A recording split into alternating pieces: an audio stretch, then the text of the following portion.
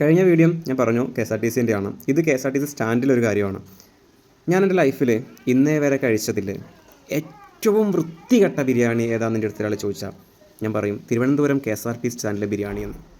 ഇത് ഒരു വട്ടമല്ല എനിക്ക് അനുഭവം ഉണ്ടായത്. കാരണം ഒന്നാമത് നമുക്ക് വേറെ ഓപ്ഷൻ ഇല്ലാത്ത കാര്യം, തിരുവനന്തപുരത്ത് നമ്മൾ പോകുമ്പോൾ ട്രെയിനായാലും ബസ്സിനായാലും, ട്രെയിനാണെങ്കിലും ആദ്യം പോവാം.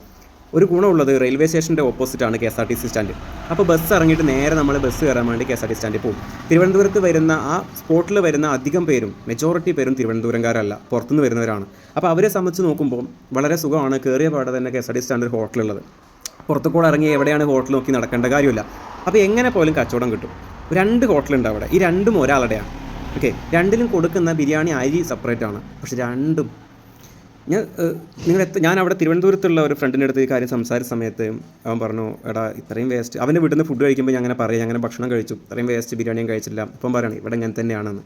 അത് തിരുവനന്തപുരത്ത് അങ്ങനെയാണെന്നല്ല, ആ KSRTC തിരുവനന്തപുരം KSRTC സ്റ്റാൻഡിലെ ബിരിയാണി 150 രൂപയാണ് ബിരിയാണിയുടെ പ്രൈസ് പോട്ടെ എന്നല്ല, അതിനുള്ള ഗുണം ഉണ്ടെങ്കിൽ പോട്ടെ. ഇപ്പോൾ നമുക്ക് 100 രൂപയ്ക്ക് ബിരിയാണി കിട്ടും, 110 രൂപയ്ക്ക് ബിരിയാണി കിട്ടും, 150 രൂപയ്ക്ക് ബിരിയാണി കിട്ടും, 160 രൂപയ്ക്ക് ബിരിയാണി കിട്ടും, 180 ബിരിയാണി കിട്ടും, 200 കിട്ടും, 240 കിട്ടും, 250 കിട്ടും, 260 ബിരിയാണി കിട്ടും. പക്ഷേ പ്രൈസ് നമുക്ക് ഒരുപാട് കാരണങ്ങളുണ്ട്. ഒന്ന് ഹോട്ടലിൻ്റെ റെൻറ്റ്, ഓരോ സ്ഥലത്തിനനുസരിച്ച് വാടക മാറും, ഗ്യാസ് അല്ലെങ്കിൽ മറ്റ് സ്റ്റാഫിൻ്റെ ചിലവുകൾ, ഇതൊക്കെ ഓരോ സ്ഥലത്തിനനുസരിച്ച് മാറ്റം ഉണ്ടാവും. ഓക്കെ, അതിനനുസരിച്ചാണ് ഈ പ്രൈസിൽ മാറ്റം വരുന്നത്. പിന്നെ സർവീസ് കാര്യങ്ങൾ, ഹോട്ടലിൽ 3 സ്റ്റാർ അങ്ങനെയൊക്കെ നോക്കിയിട്ടൊക്കെയാണ്. പക്ഷേ എന്തെന്നായാലും വായിൽ വയ്ക്കാൻ കൊള്ളുന്ന ഭക്ഷണം കൊടുക്കണ്ടേ. ഇത്രയും വൃത്തികെട്ട ഒരു ബിരിയാണി പറയാണ്ടിരിക്കാൻ പറ്റില്ല. വായിൽ ഒരു ജാതിക്ക് മുന്നേ കഴിച്ചൊരു ബിരിയാണി, അന്ന് ഫോട്ടോ ഒന്നും എടുത്തിട്ടുണ്ടായിരുന്നില്ല.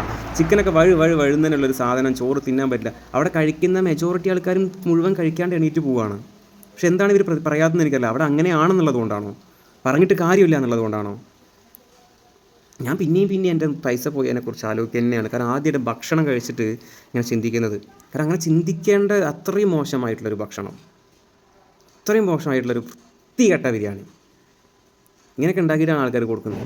150 റുപ്യ വാങ്ങിക്കുന്നതല്ലേ, ഒരു 100 റുപ്യക്കുള്ള മുതലെങ്കിലും ആക്കണ്ടേ. ബാക്കി നിങ്ങൾ ലാഭം എടുക്കുക. ഞാൻ കോസ്റ്റ് അല്ല കേട്ടോ പറയുന്നത്, കോസ്റ്റ് നമുക്കറിയാം അത്രയൊന്നും വരില്ല എന്നല്ല. പക്ഷേ നിങ്ങൾ ലാഭം എടുത്തോളൂ.